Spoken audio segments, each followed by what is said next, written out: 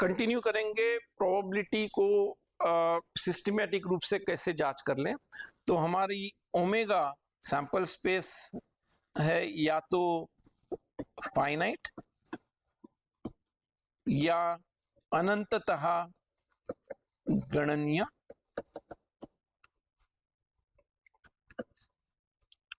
और ये जो ओमेगा 1 ओमेगा 2 ये जो है वो हर एक परिणाम को दर्शाते हैं।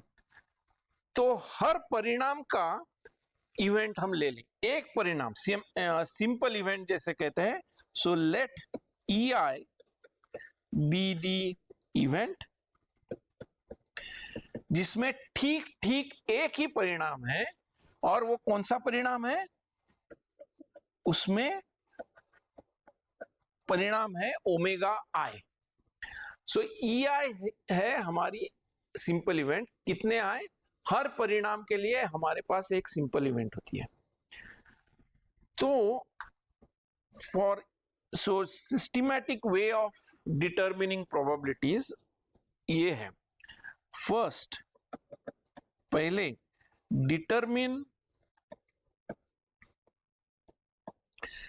P of EI for each simple event, हर परिणाम के लिए और उसके करस्पॉन्डिंग हर सिंपल इवेंट के लिए P of EI पता कर ले।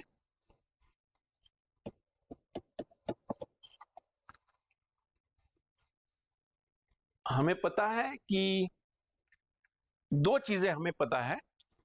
प्रोबेबिलिटी ऑफ एनी इवेंट हमेशा से 0 या उससे ज्यादा है,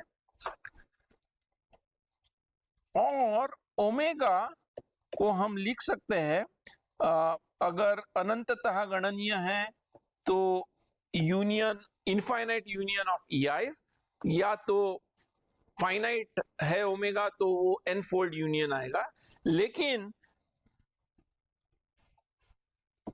हमें पता है हमारे डेफिनेशन के वजह से कि अगर कोई भी दो EI और EJ हम ले तो उसका इंटरसेक्शन हमेशा रिक्त रहेगा, क्योंकि EI वो सिंपल इवेंट है जो जिसमें ठीक ठीक एक ही परिणाम है ओमेगा है, और EJ वो सिंपल इवेंट है जिसमें भी एक ही परिणाम है ओमेगा J, और I और J अगर अलग है तो ओमेगा I और ओमेगा J अलग अलग परिणाम है, वो दोनों एक साथ नहीं हो सकते, क्योंकि एक बार एक ही परिणाम आ सकता है, तो वो रिक्त समुच्चय है।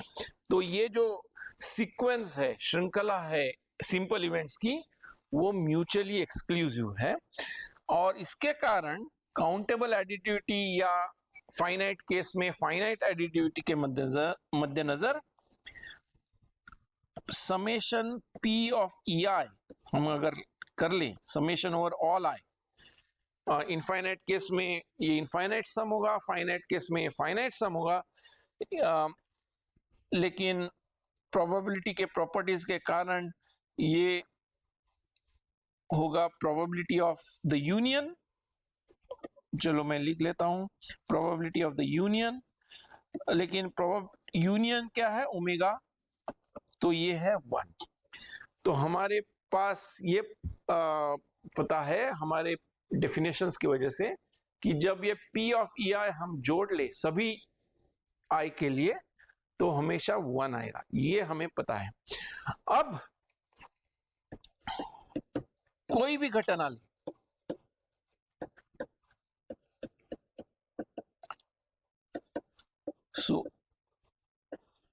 हमारा डेफिनेशन फिर से दोहराता हूं घटना का। A हमेशा एक सैंपल स्पेस का सबसेट है, उपसमुच्चय है। तो A ऐसी मतलब घटना A में कुछ परिणाम है, सभी परिणाम नहीं हो भी सकते हैं, नहीं भी हो सकते हैं। तो हमें अब P ऑफ A का मान पता करना है, तो वो इस तरह से करेंगे। ये है जो मैंने कहा systematic way of determining probabilities. तो घटना एक कब घटेगी, जब उस घटना में जो जो परिणाम है उसमें से कोई भी एक परिणाम आएगा तो एक घटना ए घटेगी। तो हम, और अगर ओमेगा आई इवेंट ए में मौजूद है तो हम देखते हैं कि वो प्रोबेबिलिटी ई आई क्या होगी, ओमेगा आई घटने की प्रोबेबिलिटी क्या होगी, और उसको हम जोड़ लेंगे। लेकिन कौन से आइस को जोड़ लेंगे? उन्हीं आइस को जोड़ लेंगे। So sum is over all i where omega i is in A. तो ये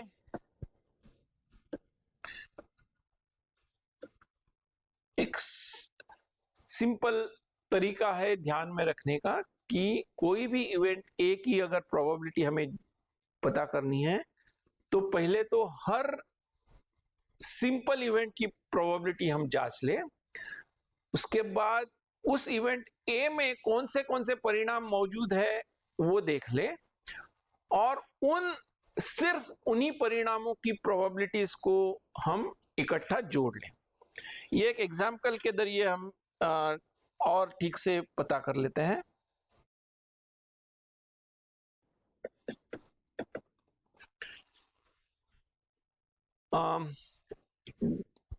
एक ट्रेन या मेट्रो ट्रेन के बारे में विचार कर ले जिसमें 3 डिब्बों वाली ट्रेन है।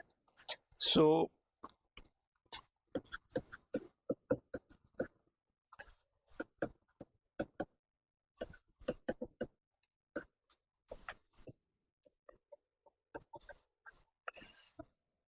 अब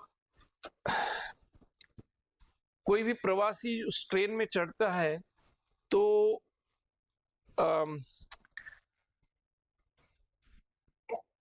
उन तीनों में से किसी भी डिब्बे में चढ़ सकता है।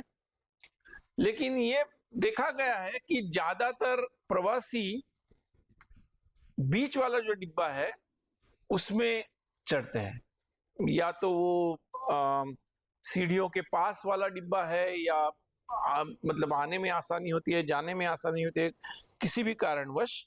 तो ये देखा गया है कि प्रवासी computer is twice as likely to enter the middle compartment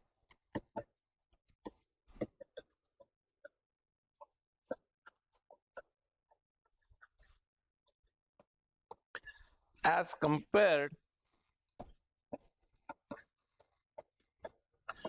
to the two end compartments। ये देखा गया है कि कोई भी प्रवासी बीच वाला डिब्बा चुनने का चांस दो एंड वाले डिब्बों के चुनने के चांस से दुगना है। ट्वाइस एज लाइकली, 2 गुना ज्यादा चांस है कि वो बीच वाले डिब्बे में जाए ना कि एंड वाले डिब्बे में जाए। तो हम ये तीनों इसमें ये एक्सपेरिमेंट क्या है, ये तो सिर्फ इंफॉर्मेशन दी है। तो एक्सपेरिमेंट हम देख सकते हैं कि एक रैंडम प्रवासी को ले ले और वो किस डिब्बे में चढ़ता है। तो 3 कंपार्टमेंट्स है, 3 डिब्बे है, उनको हम नंबर दे दे 1, 2 और 3। सो लेट ओमेगा को हम लिख सकते हैं the compartment डिब्बा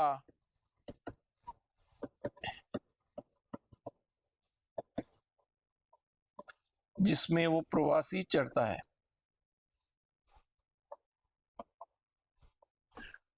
तो हमें और तो E1, E2, E3 ये 3 सिंपल इवेंट्स हो गए। E1 इवेंट में सिर्फ एक ही परिणाम है 1, E2 में 2 और E3 में 3। मतलब E1 वो इवेंट है जिसमें प्रवासी कंपार्टमेंट नंबर 1 इंजन की तरफ वाला कंपार्टमेंट चूज करता है। E2 इवेंट है जिसमें प्रवासी 2 नंबर का डिब्बा चूज करता है, मतलब मिडिल बीच वाला डिब्बा चूज करता है। और E3 है जिसमें वो लास्ट वाला तीसरा डिब्बा चूज करता है। तो हमें क्या दिया गया है कि हम और लेट और एक नोटेशन में ऐड करता हूं, let p i be probability of e i, i equal to 1 2 3। तो हमारे पास 3 नंबर है P1 P2 P3 और हमें पता है कि P1 plus P2 plus P3 is equal to 1, जो हमने देखा गया था। ये 3 ही सिंपल इवेंट है और उनके प्रोबेबिलिटीज को हम जोड़ ले तो वो होगी, उसका मान होगा 1। इसके अलावा हमारे पास क्या इंफॉर्मेशन दी गई है? हमारे पास ये इंफॉर्मेशन है कि जो बीच वाले डिब्बे में चढ़ने की प्रोबेबिलिटी दुगनी है किसी भी एंड वाले डिब्बे में चढ़ने के बजाय। मतलब P2 is 2 times P1। पहला वाला डिब्बा चूज करने की जो भी प्रोबेबिलिटी है उसकी दुगनी है बीच वाला डिब्बा चूज करने की, और सेम रिलेशन है P2 और P3 में। कोई भी एंड वाला डिब्बा देख ले, या तो पहला वाला या तीसरा वाला, बीच वाले डिब्बे में जाने का चांस दुगना है उन दोनों से। इसका मतलब ये भी होता है P1 इक्वल टू P3। तो ये दो इक्वेशंस हम अगर इकट्ठा कर ले तो हमें क्या है, P1 को हम ऐसे रखते हैं, P2 को लिखते हैं 2 टाइम्स P1 और P3 is also equal to P1। तो हमें ये जो शुरुआत में 3 अलग अलग वेरिएबल क्वांटिटीज थे हमारे पास P1 P2 P3, जो दिए गए इंफॉर्मेशन को यूज करके, उसका इस्तेमाल करके हमने वो एक ही इक्वेशन में बदल दिया है, एक इक्वेशन में बदल दिया है जिसमें एक ही अननोन क्वांटिटी है P1, इसका जोड़ तो है 1। तो हमारे पास आएगा 4P1 इज 1 और इसलिए P1 इज 1/4। और अगर हमने P1 निकाल दिया तो हम P2 और P3 आसानी से निकाल सकते हैं, क्योंकि P2 is 2 times P1 which is 2 times 1/4 या हाफ, और P3 is equal to P1 which is 1/4। तो दिए गए इंफॉर्मेशन के सिंपल इवेंट की प्रोबेबिलिटी इस तरह निकाल सकते हैं। और एक बार हमारे पास ये P1 P2 P3 आ गई तो हम उसमें से कोई भी इवेंट को एक की प्रोबेबिलिटी निकाल सकते हैं। जैसे कि क्या चांस है कि वो प्रवासी 2 एंड वाले डिब्बों में जाएगा, तो या तो पहले डिब्बे में या तीसरे डिब्बे में। So question, probability that commuter chooses one of the end compartments, या तो पहले वाला डिब्बा या आखिरी वाला डिब्बा, तो इसकी प्रोबेबिलिटी होगी P1 प्लस P3 तो 1/4 प्लस 1/4 इज हाफ। इस तरह से हम प्रोबेबिलिटीज को यूज कर सकते हैं। इसमें से एक स्पेशल केस ऐसा है जिसमें इस उदाहरण में हमने देख लिया था कि P1 P2 P3 के आपसी संबंध के बारे में हमें कुछ इंफॉर्मेशन दी गई थी, जैसे कि P2 इज 2 टाइम्स P1। लेकिन हमने जो बहुत सारे उदाहरण अभी तक जो देख लिए है उसमें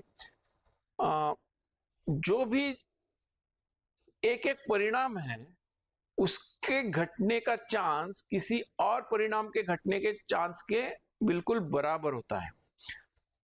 तो ये एक इंपॉर्टेंट सब टॉपिक हम स्टार्ट करने जा रहे हैं, जिसमें हम मैं लिख सकता हूं equally likely outcomes.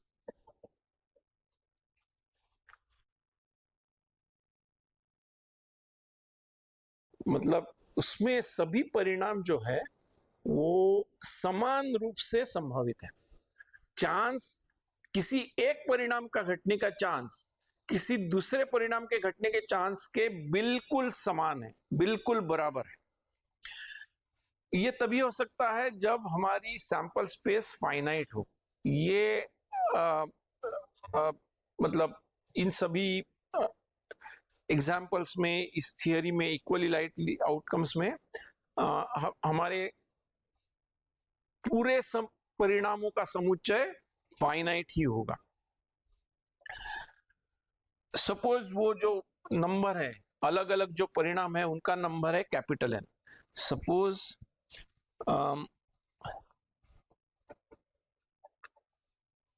an experiment has capital N outcomes। जैसे कि पहले हमने देखा था, हम लिख सकते हैं ओमेगा 1, ओमेगा 2, ऐसे ओमेगा कैपिटल N की तरह। और हर परिणाम, इन n परिणामों में से हर परिणाम के घटने की संभावना बिल्कुल किसी दूसरे परिणाम के घटने की संभावना के एकदम बराबर है। They are all equally likely. Each outcome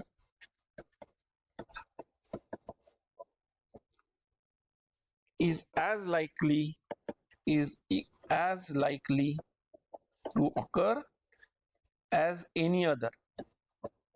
मतलब ऐसे नहीं जैसे पिछले उदाहरण में था कि बीच वाला कंपार्टमेंट में जाने का चांस ज्यादा था,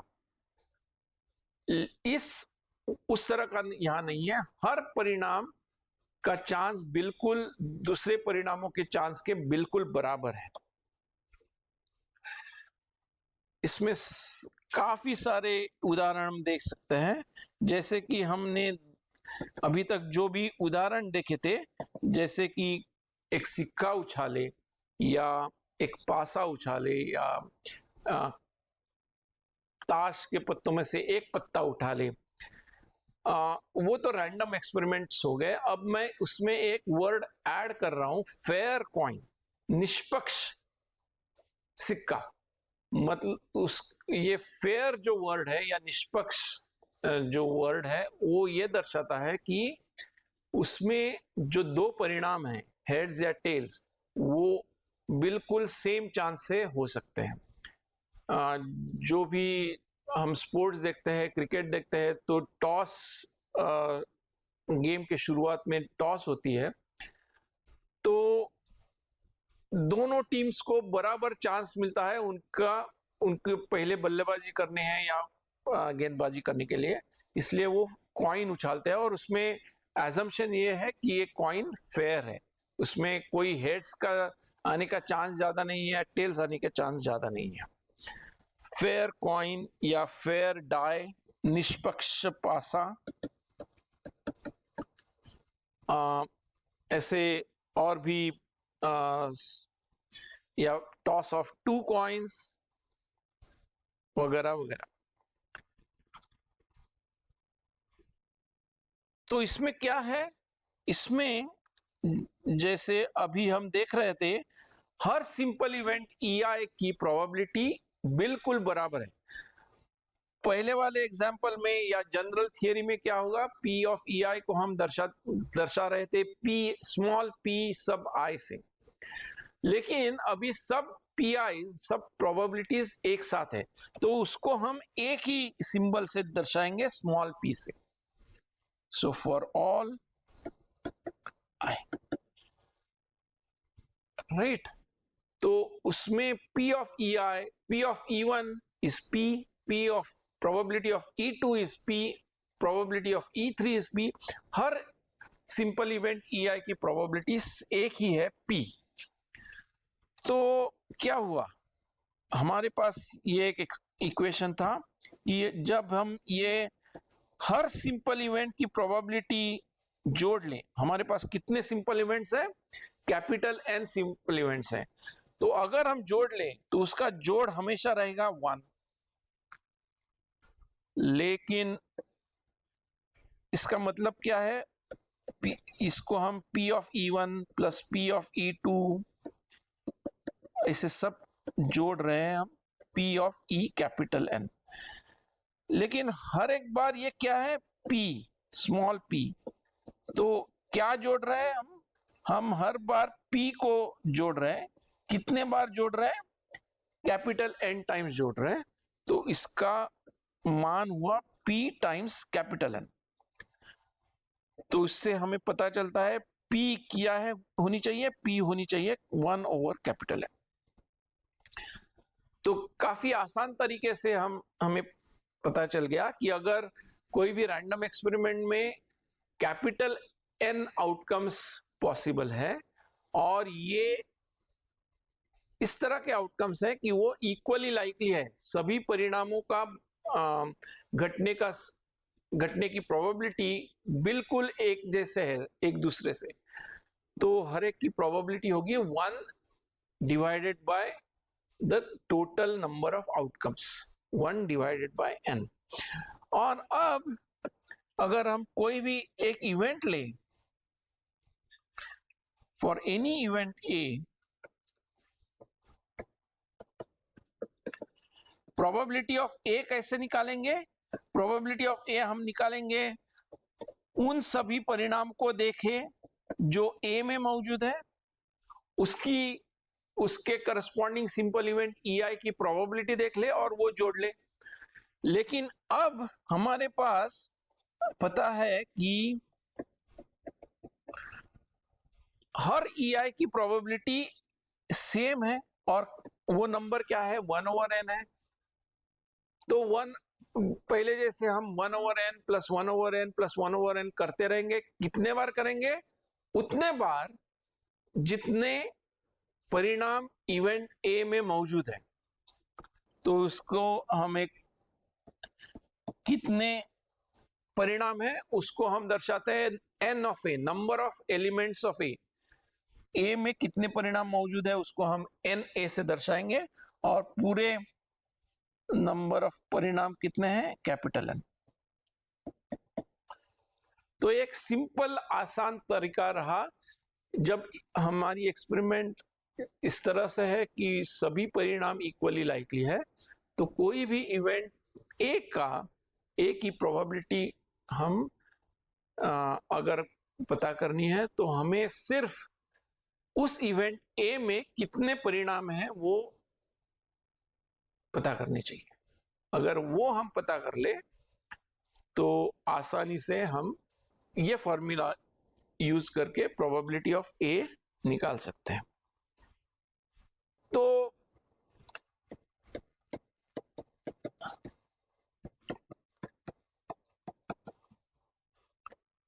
ये फॉर्मूला अगर हमें यूज करना है तो हमें काउंट करना होगा, काउंटिंग टेक्निक्स, काउंट कैसे करते हैं वो देखना होगा। आप सोचेंगे कि काउंटिंग तो हमें बचपन से आती है, 1 2 3 हम तो पता है हमें काउंट कैसे करना है।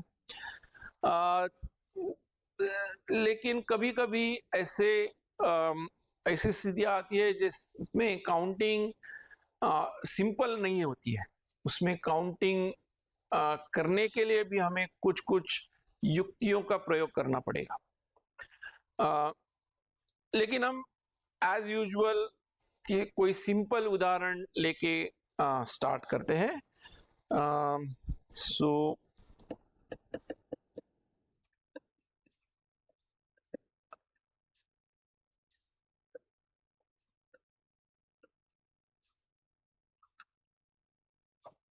अगर हम एक सिक्का ले और उसको उछाले तो कितने परिणाम हैं, 2 परिणाम हैं, H और T। उसको मैं इस तरह से लिखता हूं। अब हम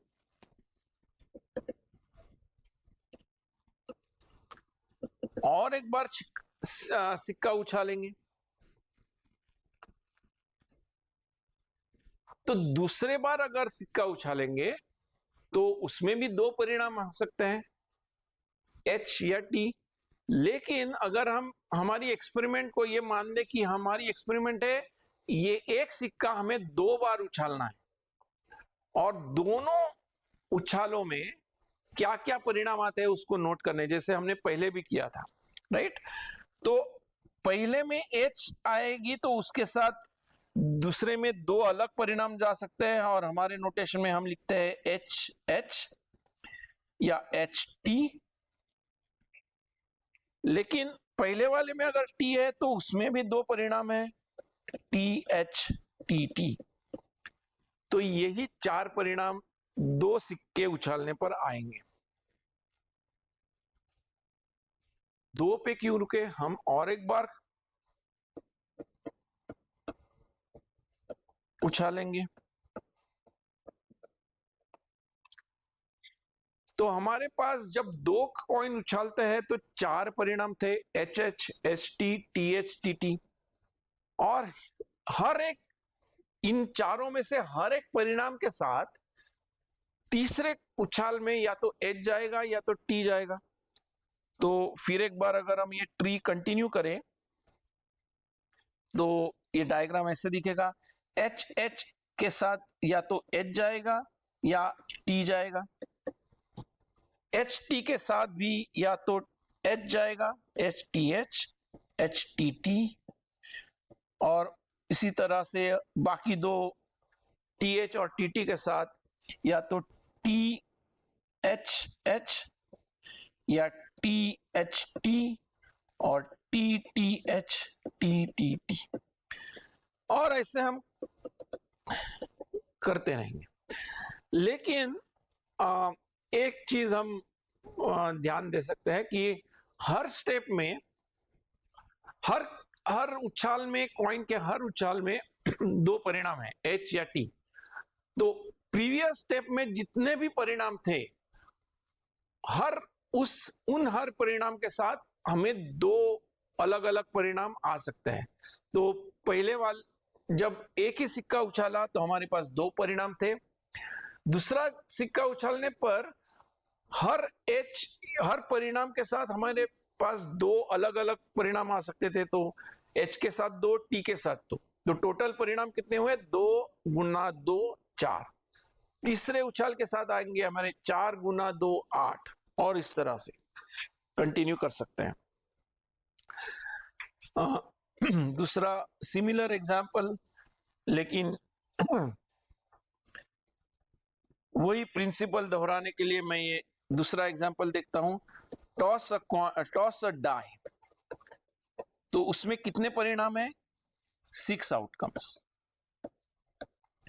1 2। मैं इसमें ट्री नहीं निकालने की कोशिश करूंगा क्योंकि ये काफी बड़ी ट्री हो जाएगी।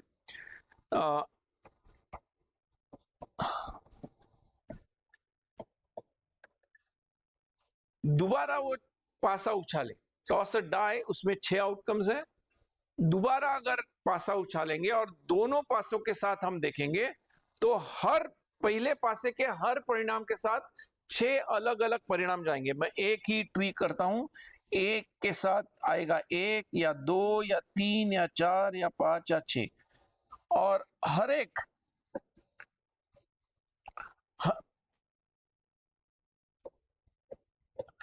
एक पासे में जो परिणाम है उस हर परिणाम के साथ दूसरे पासे के लिए अलग अलग 6 परिणाम है। So total number of outcomes दो पासों में कितने आएंगे, 6 × 6 36 आउटकम्स आएंगे। तीसरा एग्जाम्पल थोड़ा सा ये समझ सकते हैं, ये पहले दो एग्जाम्पल का कॉम्बिनेशन है। तो toss a die and a coin, ये जरूरी नहीं कि हम पासा ही उछालते रहे बार बार या कॉइन ही उछालते रहे बार बार, हम दोनों को कंबाइन भी कर सकते हैं। तो एक पासा उछाले और एक कॉइन उछाले। तो अगर जब पासा उछालते हैं तो हमारे पास 6 आउटकम है, और कॉइन उछालते हैं तो हमारे पास 2 आउटकम है। तो हम देख लेंगे, अगर पासे में कितने आउटकम है, आई, पासे का आउटकम अगर हम आई से दर्शाते हैं तो उसमें 6 आउटकम है, और सिक्के का आउटकम हम जे से अगर दर्शाएंगे तो उसमें 2 आउटकम है, एच और टी। और ये दोनों उछालों का आउटकम हम दर्शाएंगे एक पेयर से i, j, जहां i की वैल्यू इन 6 में से कोई भी हो सकती है, j की वैल्यू इन दोनों में से कोई भी हो सकती है। तो ये कितने सारे पेयर्स, युगल हमारे पास मौजूद है। हर i के लिए हर कितने i हो सकते हैं? 6। और हर पासे के हर परिणाम के साथ 2 अलग अलग j की वैल्यू आ सकती है। तो हमारे पास 6 गुना 2 12 अलग अलग पेयर्स या अलग अलग युगल परिणाम है इस एक्सपेरिमेंट के लिए। रूल बना लेते हैं जिसको कहेंगे प्रोडक्ट रूल फॉर ऑर्डर्ड के ट्यूपल्स।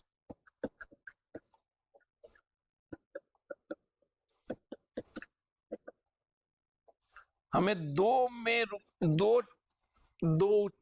उछालों में रुकने की जरूरत नहीं है। हम अलग अलग जैसे पेयर करे थे हम के स्टेप्स में ये एक्सपेरिमेंट अगर करेंगे तो कैसे होगा। सो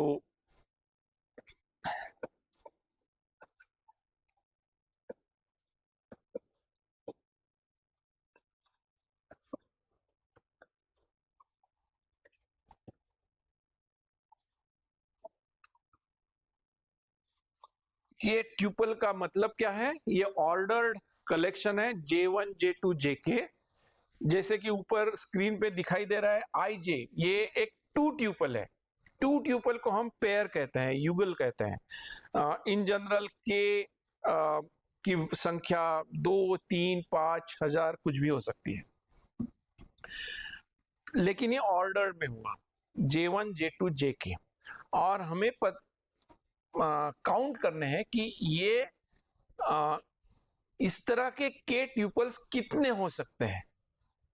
ये जबकि समझ लीजिए कि पहले घटक J1 के लिए अलग अलग N1 चॉइसेस है। जैसे कि ऊपर वाले पासे और कॉइन के एग्जांपल में पहले घटक के लिए 6 चॉइसेस थे, दूसरे घटक के लिए 2 चॉइसेस थे। तो यहां पे मैं लिख देता हूं कि ऑर्डर इज इंपॉर्टेंट।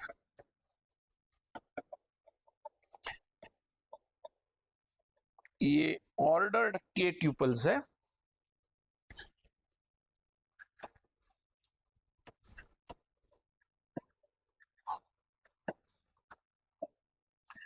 सपोज कि J1 जो घटक है इसके ट्यूपल का, वो उसका मान N1 अलग अलग मान हो सकते हैं। There are N1 possible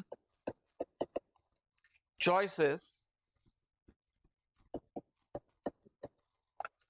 for J1। जैसे कि मैं दोहराता हूं, ऊपर वाले एग्जाम्पल में अगर पहला J1 घटक है एक पासा उछालने का परिणाम, तो उसमें 6 अलग अलग चॉइसेस है। N1 6 है उसमें। अब J1 ये N1 चॉइसेस में से एक J1 हमने चूज कर लिया, तो और हर J1 के लिए for each choice of J1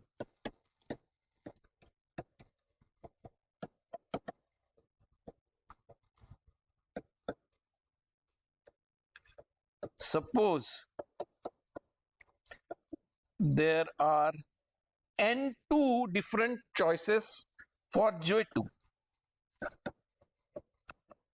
फिर एक बार ऊपर वाले एग्जाम्पल में पासे के हर परिणाम के साथ सिक्के के 2 परिणाम है। J2 के लिए 2 चॉइसेस है, तो उसमें एग्जाम्पल में N1 था 6 और N2 था 2 और K था 2। तो ऊपर वाला एग्जाम्पल यहीं पे खत्म हो गया था, लेकिन हम ये आगे बढ़ते जाएंगे।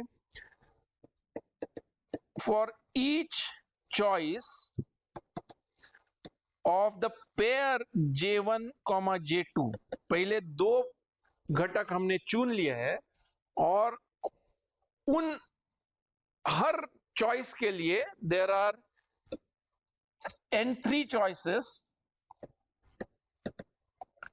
for J3 and so on. और अगर हमने पहले K-1 घटक चुन लिए हैं J1, J2,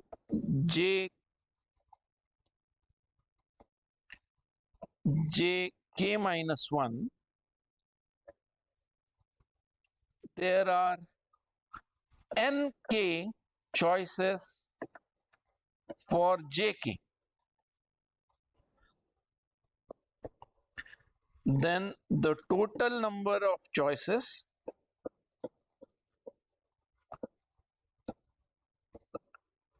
for the K tuple J1, J2, ... Jk is given by the product N1 times N2 times N1 into N2 into N3 into Nk.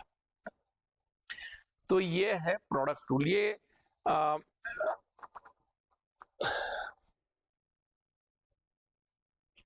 दिखने में तो आसान है और इस्तेमाल करने में भी उसी तरह से आसान है। उदाहरण देख लेते हैं।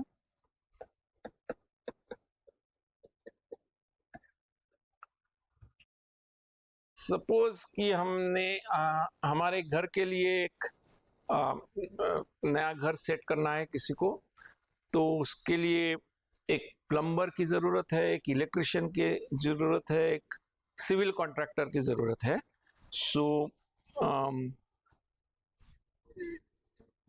one plumber, one electrician, one civil contractor is to be chosen, और उस इलाके में मान लीजिए कि 4 अच्छे प्लम्बर्स हैं, 7 इलेक्ट्रिशियंस हैं और 3 कॉन्ट्रैक्टर्स हैं। तो कितने अलग अलग कॉन्फ़िगरेशंस हैं, how many distinct ways are there or choices are there to choose। Distinct का मतलब है बिल्कुल भिन्न भिन्न रूप से, अलग अलग चॉइस। उसमें मतलब पहले वाले प्लम्बर के साथ पहला इलेक्ट्रिशियन जा सकता है, दूसरा जा सकता है, एंड सो ऑन। तो हमें आसानी से प्रोडक्ट रूल यूज कर सकते हैं। प्लम्बर चूज करने के कितने तरीके हैं? 4 तरीके हैं। पहले प्लम्बर चूज कर लेते हैं, तो 4 अलग अलग तरीके हैं जिसमें से हम एक प्लम्बर को चूज कर ले। और हमने प्लम्बर अगर डिसाइड कर लिया है तो उसके साथ इलेक्ट्रिशियन के लिए कितने अलग अलग चॉइसेस है?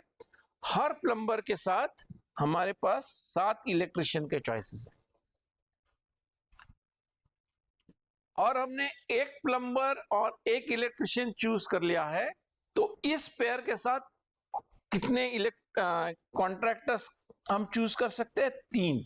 सो ये आसान ये प्रोडक्ट रूल डायरेक्टली यूज करके हम देखते हैं कि इसकी अलग अलग भिन्न तरीकों से ये चॉइस हम कर सकते हैं। वो होगा 4 गुना 7 गुना 3, क्या है उसका, 7 28 84। तो इस तरह से हम ये प्रोडक्ट रूल यूज कर सकते हैं। ये तो काफी सिंपल रहा। और एक एग्जांपल हम देख लेते हैं। एक क्लास में 5 स्टूडेंट्स हैं।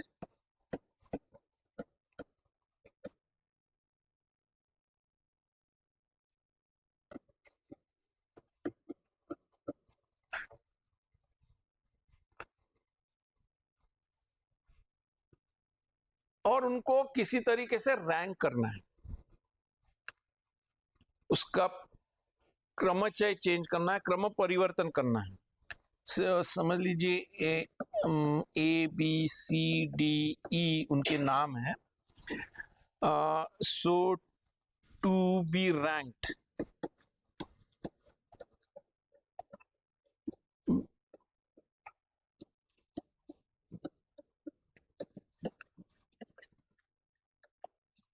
तो रैंकिंग की भी अलग अलग क्राइटेरिया हो सकती है।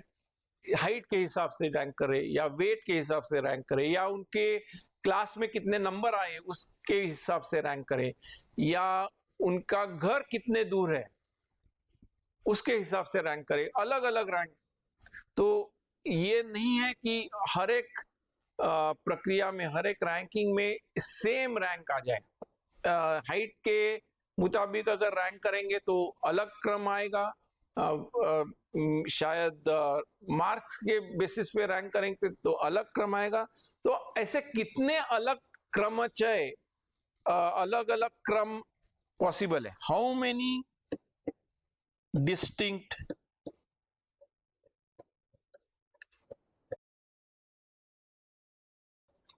Of ranking are there? तो ये उसी टाइप का है, लेकिन थोड़ा सा ज्यादा कॉम्प्लिकेटेड है। तो हम इट डजंट मैटर कौन सा क्राइटेरिया यूज करने वाले हैं, हमें पता नहीं है कौन सा क्राइटेरिया यूज करने वाले हैं, हमें पता नहीं है कौन से स्टूडेंट्स हैं। तो हमें सिर्फ पता करना है कितने अलग अलग भिन्न तरीके से रैंकिंग हो सकती है। तो हम देखते हैं, तो पहला रैंक इसमें से शायद पांचों में से कोई भी हो सकता है। तो कितने तरीके हैं पहला स्टूडेंट चूज करने का? 5 तरीके हैं। अगर अब मैंने एक स्टूडेंट को चूज कर लिया है, तो उसके बाद दूसरा स्टूडेंट चूज करने के लिए कितने तरीके हैं? पहले शुरू में तो 5 स्टूडेंट थे, उसमें से एक ने हमने चूज कर लिया है ऑलरेडी, तो बचे कितने हैं? 4 स्टूडेंट बचे हैं। तो दूसरा रैंकर चूज करने के लिए 4 अलग तरीके हैं, क्योंकि एक ही स्टूडेंट पहले रैंक में और दूसरे रैंक में दोनों में नहीं हो सकता। तो दूसरे रैंक के लिए 4 ही तरीके बचे हैं। और ये पहले 2 स्टूडेंट को चूज करने के बाद, चुनने के बाद, तीसरे रैंक के लिए कितने बचते हैं? 3 बचते हैं। और चौथे रैंक के लिए कितने बचेंगे? 2। और जो 5वां रैंक है उसके लिए कितने बचेंगे? 1। तो ये भी हमने प्रोडक्ट रूल के तहत ही कैलकुलेशन किया है। एक के बाद ऑर्डर इज इंपॉर्टेंट, एक के बाद एक हम चुनते गए। पहला स्टूडेंट चुनने के लिए हमें 5 चॉइसेस है, A B C D E में से कोई भी स्टूडेंट होगा। समझ लीजिए बी को चुन लिया है, तो दूसरे रैंक के लिए हम बी को फिर से नहीं चुन सकते। तो कितने चॉइस बचे? 4 ही बचे, ए सी डी और ई। और ये पेयर चूज करने के कितने चॉइसेस है? 5 गुना 4 प्रोडक्ट रूल के तहत। और इसी तरह हम चलते गए, तो इसका मान तो है 120, लेकिन ये जो नंबर है 5 गुना 4 गुना 3, उसको हम एक विशिष्ट नोटेशन से भी आगे जाकर यूज करेंगे। ये 5 के बाद एक्सक्लेमेशन मार्क, हम इसको कहते हैं 5 factorial. In general n factorial का मतलब क्या होता है? n फैक्टोरियल, n जब इंटीजर है, पॉजिटिव इंटीजर है, तो n times n-1 times n-2 and so on. एक एक मतलब 1 से लेकर n तक सभी इंटीजर्स का गुणाकार को हम n फैक्टोरियल से दर्शाते हैं। 5 फैक्टोरियल का मान हमने देख लिया आसानी से 120 है।